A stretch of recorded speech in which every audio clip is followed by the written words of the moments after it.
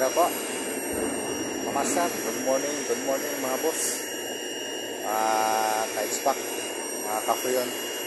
So, magandang umaga po. At meron naman tayong pag-uusapan na ng mga bagay na regarding sa ating refrigeration. So, tingnan natin kung ano yung magiging komento nyo doon kung papakita natin parts or items na papakita natin. So nandito tayo ngayon sa ating in-street pump.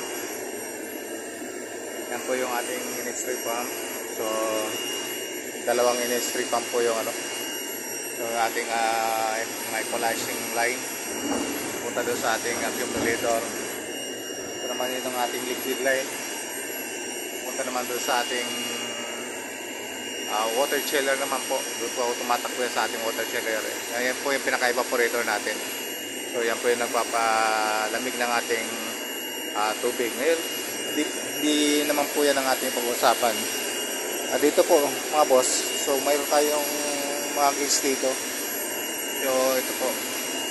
Itong gauge na to, dito natin makikita kung gaano kadami yung ina-inject ng ating in-spray pump. At gaano kababa na yung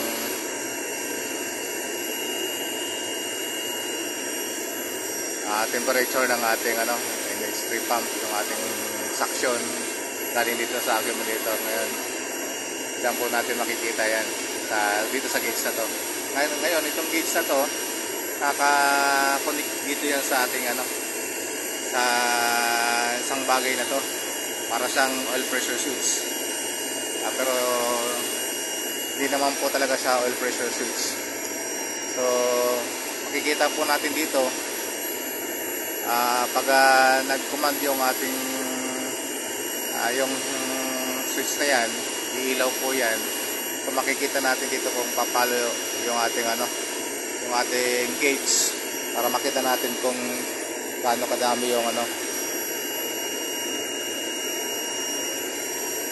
ina-inject na ammonia doon sa ating liquid line. So ang tanong ko lang mga boss, mga sir, ano po ang tawag dito sa ganitong pyesa o part ng ating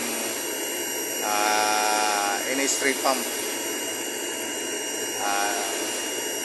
para magkaroon lang tayo ng idea ano po sa tingin nyo ang tawag dito, at para doon sa mga nakakaalam na, so paki-comment po.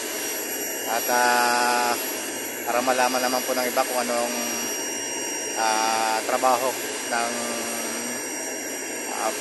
pressure yan, gauge of pressure